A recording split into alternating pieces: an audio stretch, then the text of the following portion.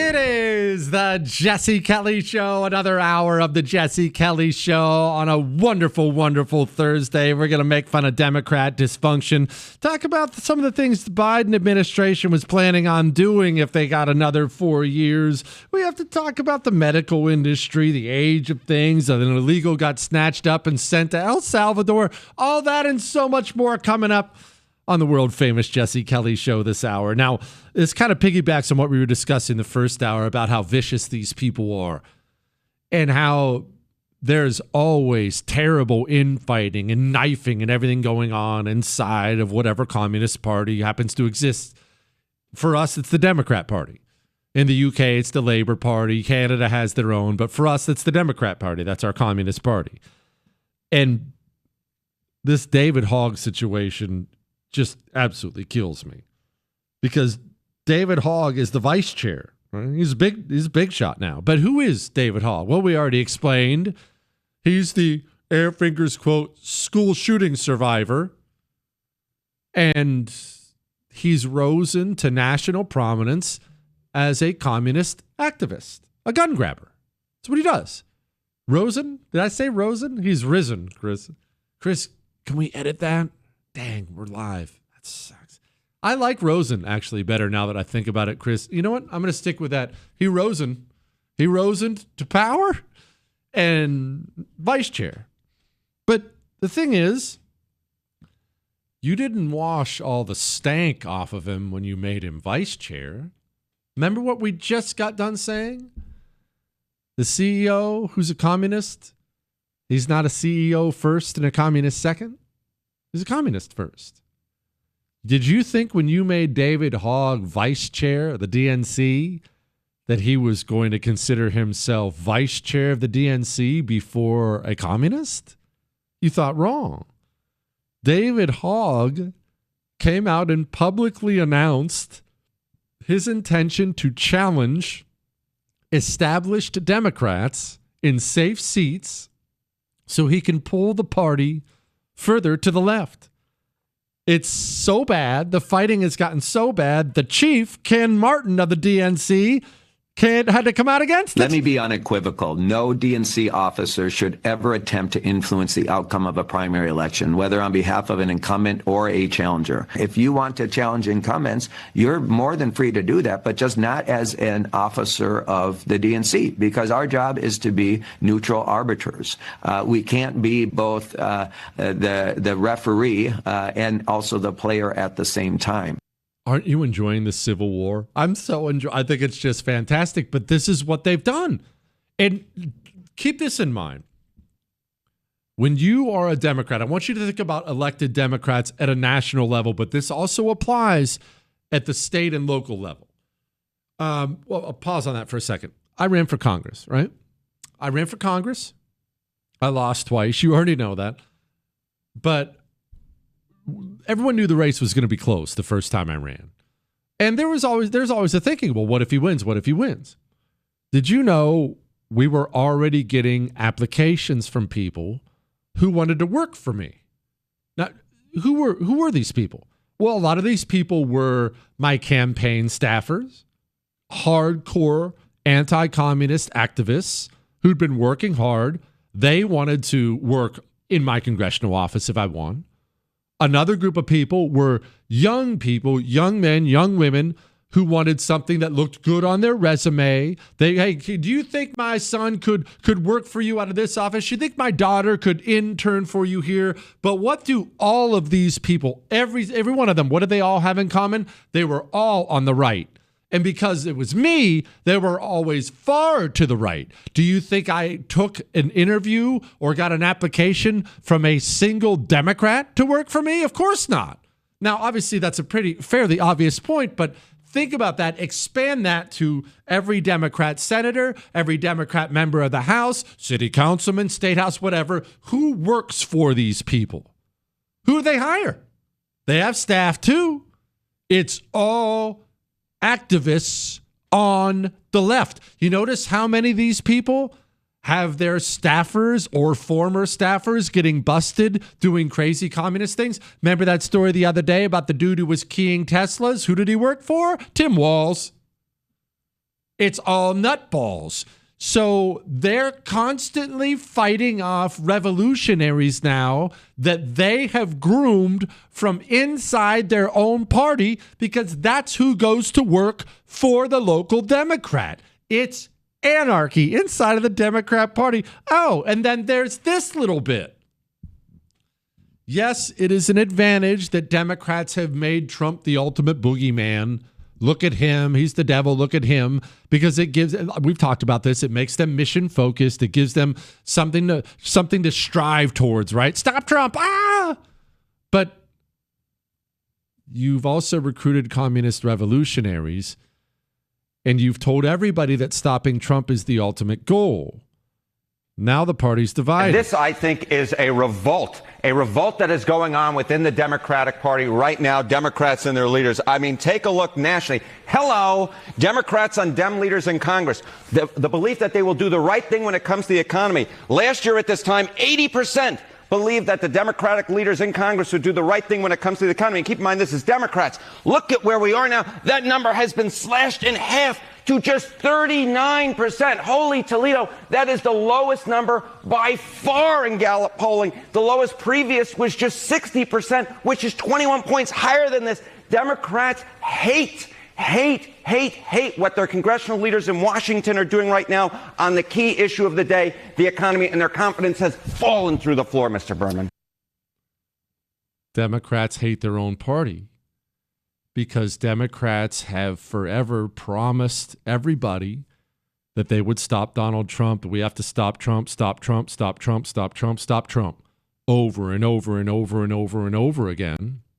And now they're not stopping Trump. They can't stop. They don't have the power to stop him in significant ways. So they're angry. The older established ones are angry at the younger radicals. The younger radicals, they're angry at everybody. This is Haley Stevens. This is a member of Congress. I want you to listen to this person. This is a representative, a Democrat member of Congress from Michigan.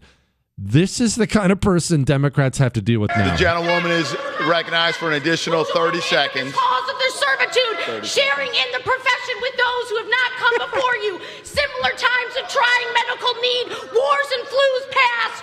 You will see darkness, you will be pushed, and our society needs you to stand together at this time. Our country loves you. To our doctors and our nurses, I wear these latex The gentlelady's time has expired. The gentleman from Maryland is... Could you imagine having to deal with these nutballs? All right, let's move on and talk about something else, shall we? Speaking of nutballs, let's talk about Justice Ketanji Brown Jackson, because she just makes my point perfectly. It's the perfect transition into that. She doesn't see herself as a judge.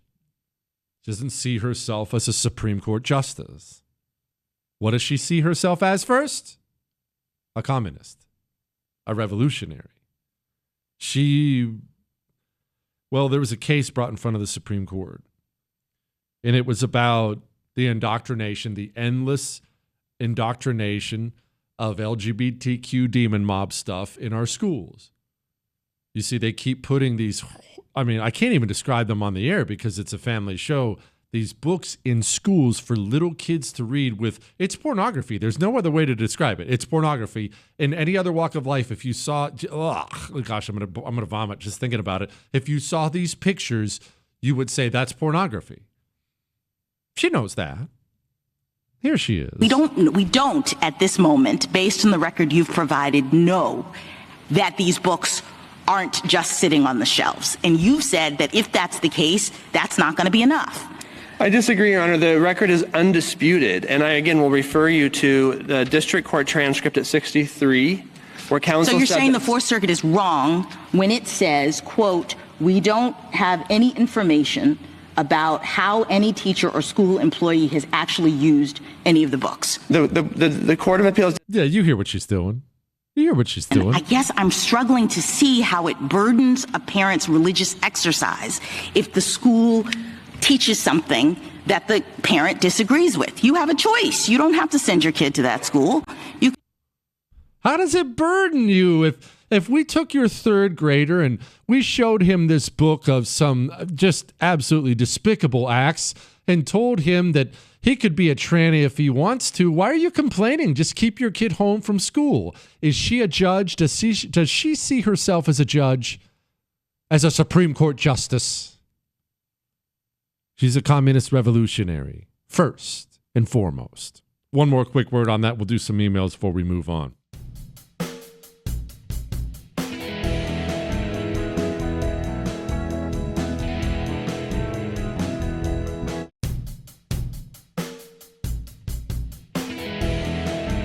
It is the Jesse Kelly Show on a Thursday. Remember, tomorrow's an Ask Dr. Jesse Friday, and you need to get your questions emailed in now to jesse@jessekellyshow.com. One more word on the child trans stuff. Remember, the communist, I already talked about how he looks at power, and he wants to use it for the revolution.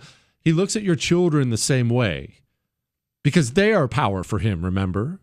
They're a resource.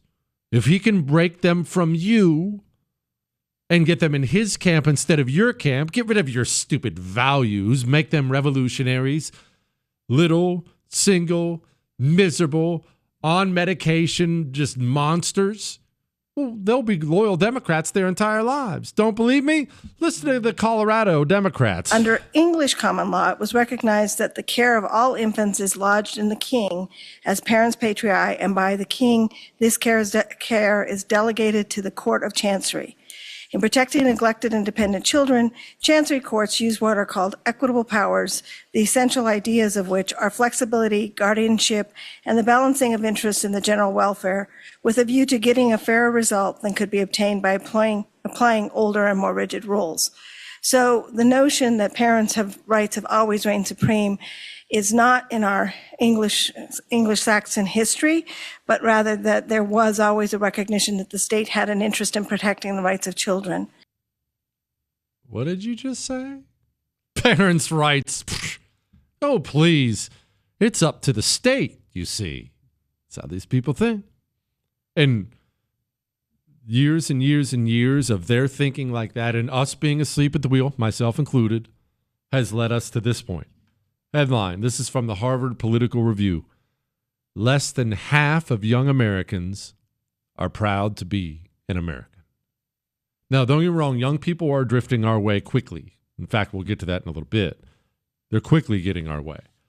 But for decades, we have told young people that they just need to go to college. Hey, go to college. And we've sent them off to school. Hey, just go learn reading, writing, and arithmetic.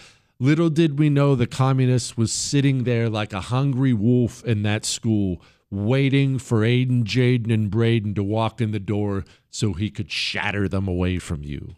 And it's led us to where we are. All right, let's do some emails. I'm way behind on this, and tomorrow's Ask Dr. Jesse Friday, so I got to clear some room out. Hey, Jesse, I was just listening to another talk show, and they compared Trump to Hannibal.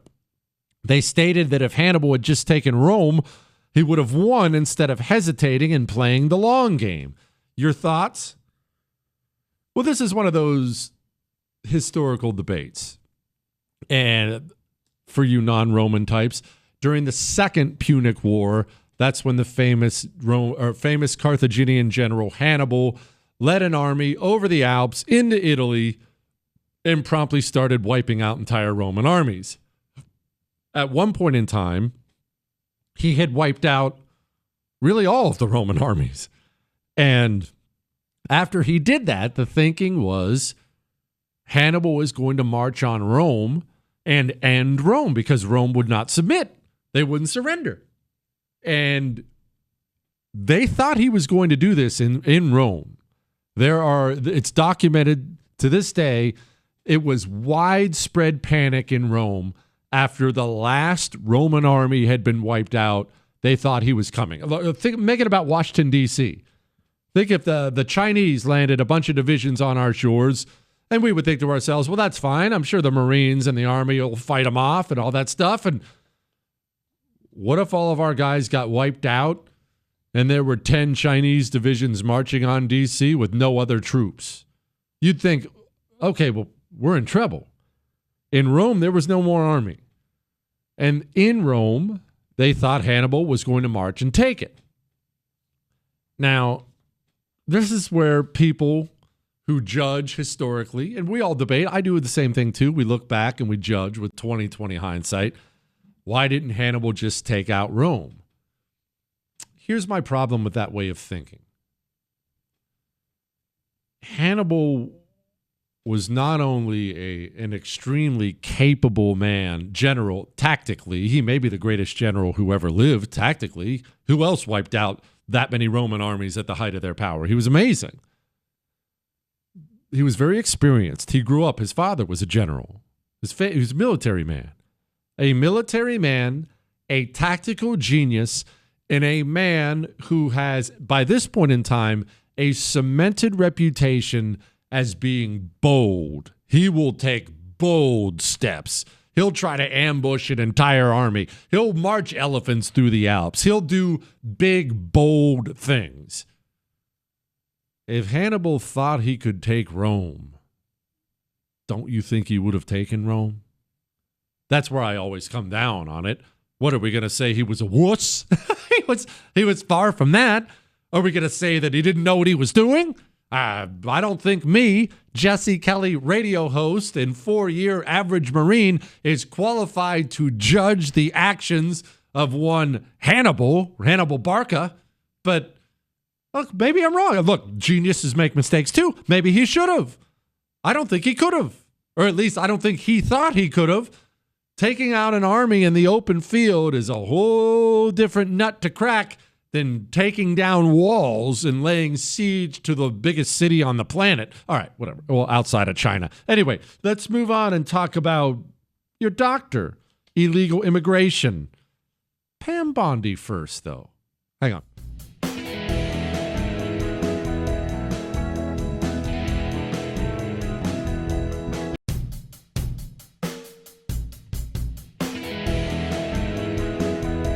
It is the Jesse Kelly Show on a wonderful, wonderful Thursday. Let's check in on the government criminals really quickly, shall we, before we get back to some emails and the story about the illegals and having a dictator and all those other things.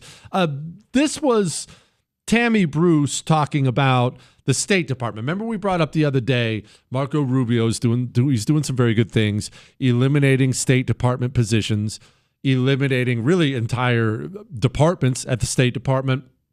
Well, I need to explain something before I talk about Pam Bondi and these things next. The State Department. The State Department, you know what it is. They open up an embassy. There's an embassy. There are U.S. embassies all over the planet, all over the globe, right? And maybe you have a mistaken view, as I did for the longest time, about what that means and what takes place there. I've actually joked before on the radio that I want to be an ambassador to someplace. Why? Well, it's not because I want to serve or do anything good. All they do is go to parties. I want to host some fancy dinner. I live in the embassy. I want to travel around in an armored convoy. Feel really important. That's right, Chris. Pad the resume. Ambassador Jesse. It has a nice ring to it. Perfect.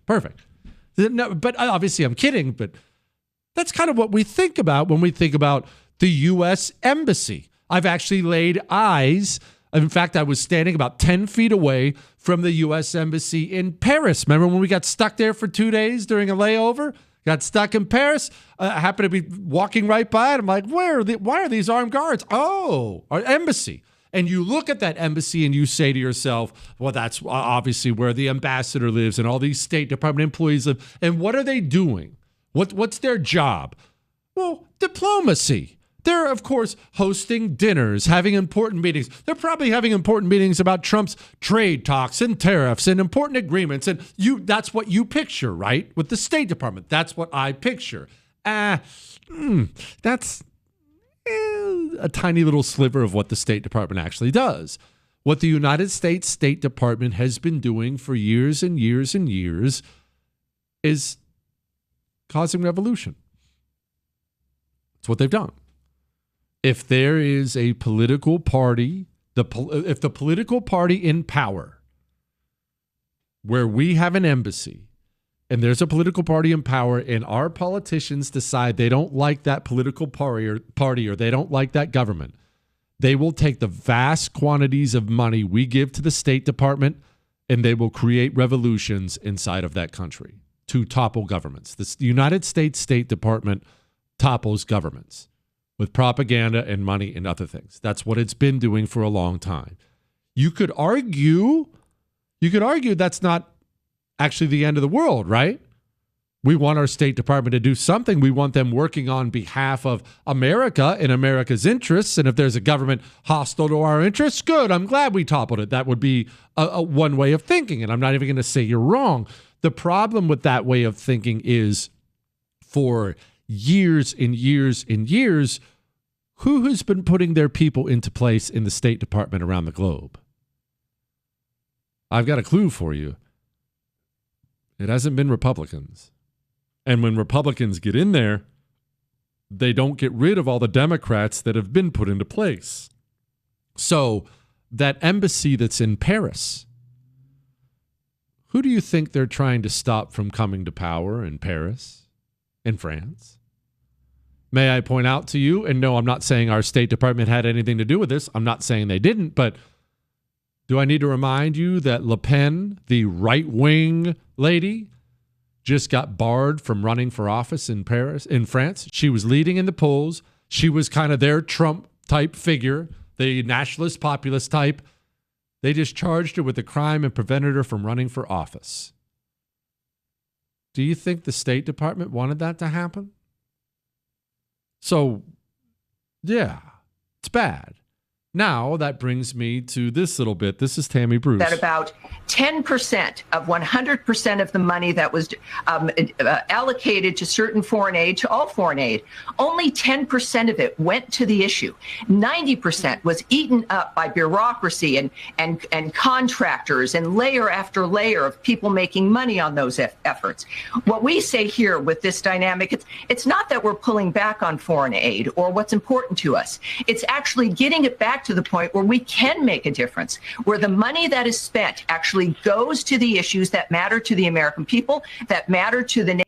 I want to focus on the first part of it.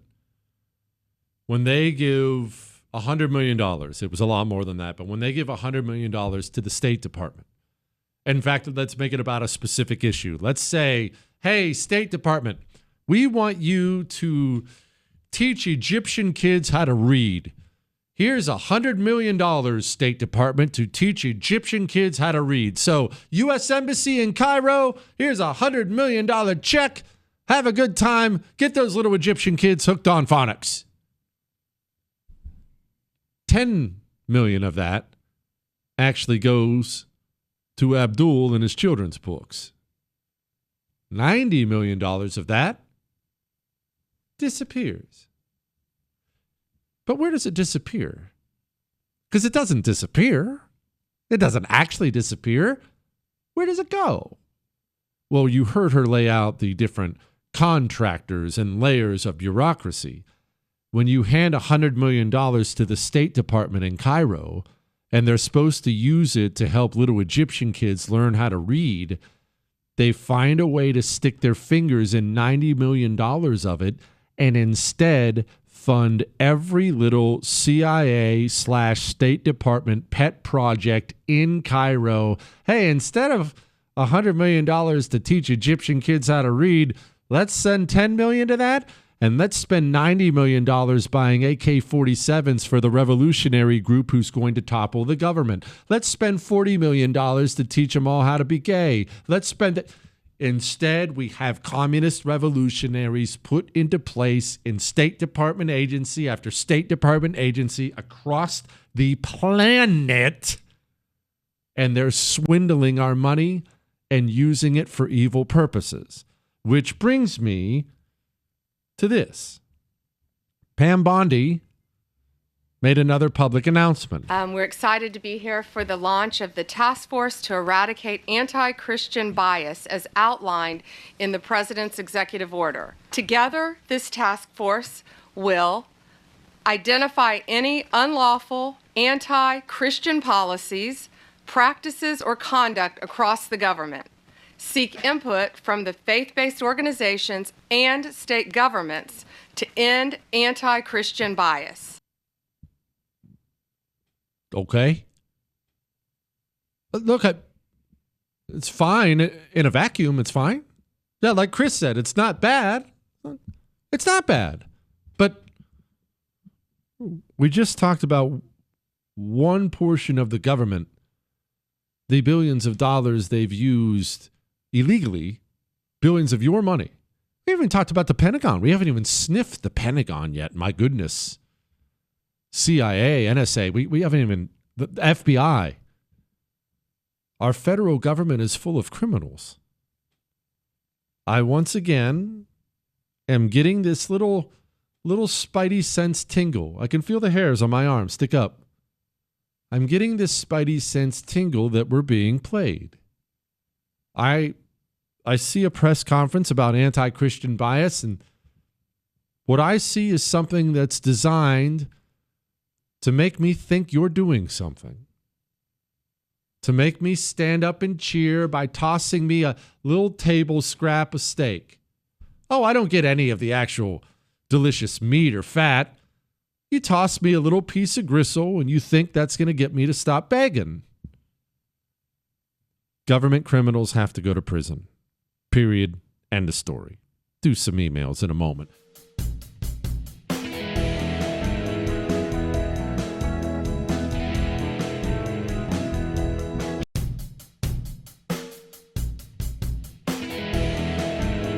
It is the Jesse Kelly Show on a fantastic Thursday. Remember, tomorrow's an Ask Dr. Jesse Friday, and you need to get your questions emailed in right now to jesse@jessekellyshow.com. All 3 hours dedicated to you, but you better get them in now. Also, remember that John Cornyn needs to be taken out in a primary next year in Texas.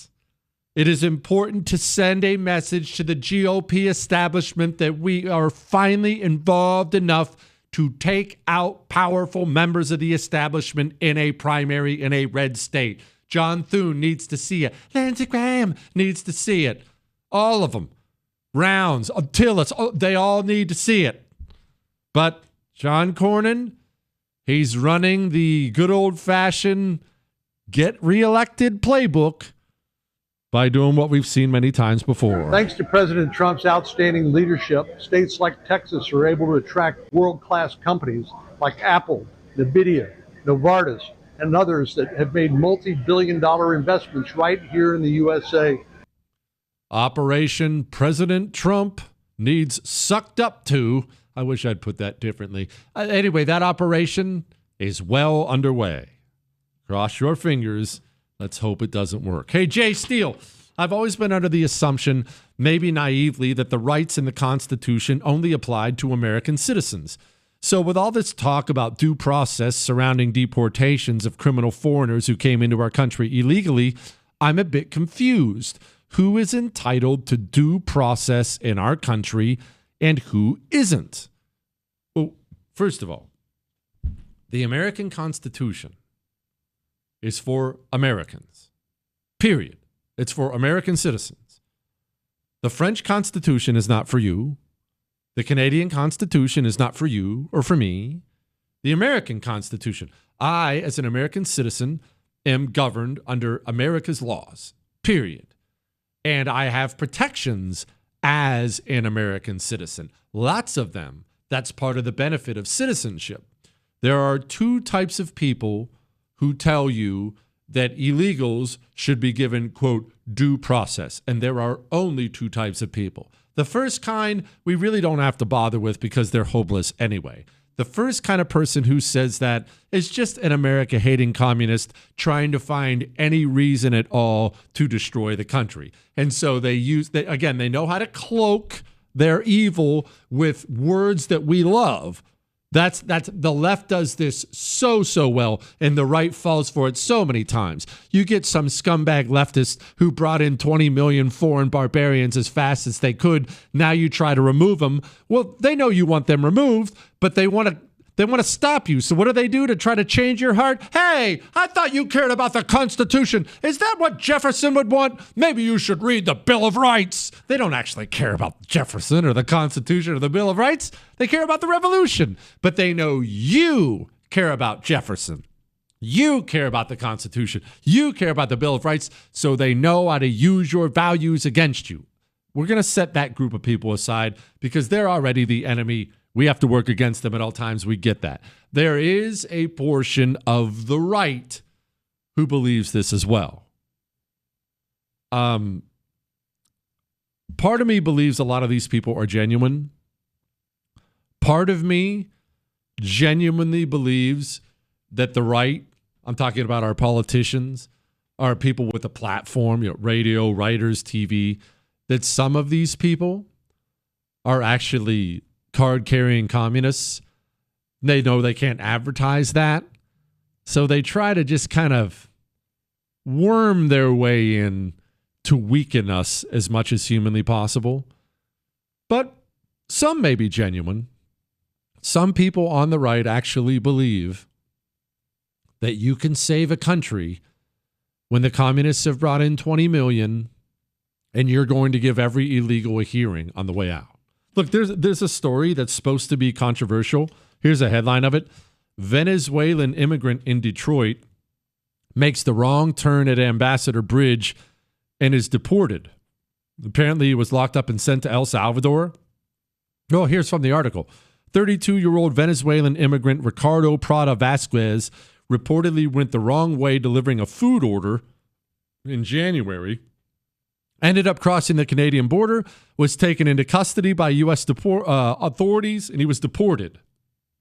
Let me ask you something. What do you think about that story?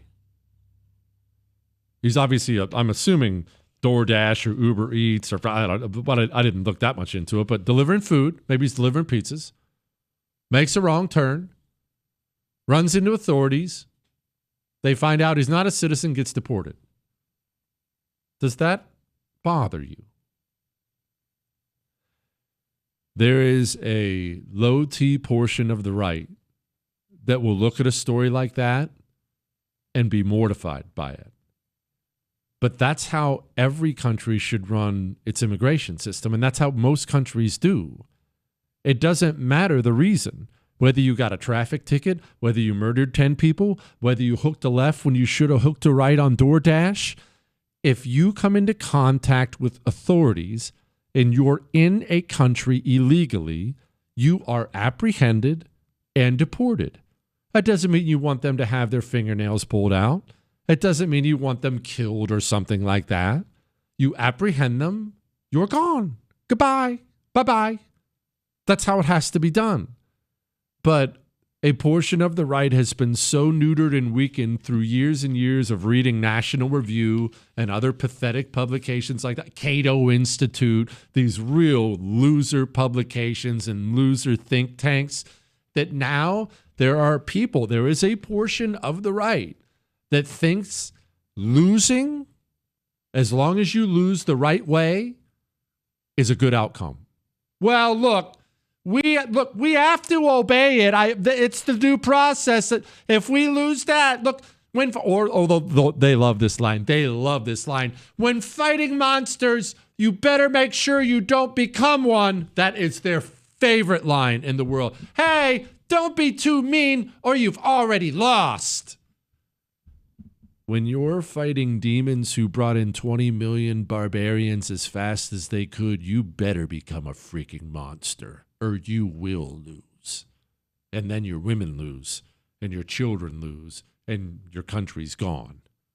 Oh, I've got a great example of this in just a moment. Then we'll get to dentistry. That'll be fun.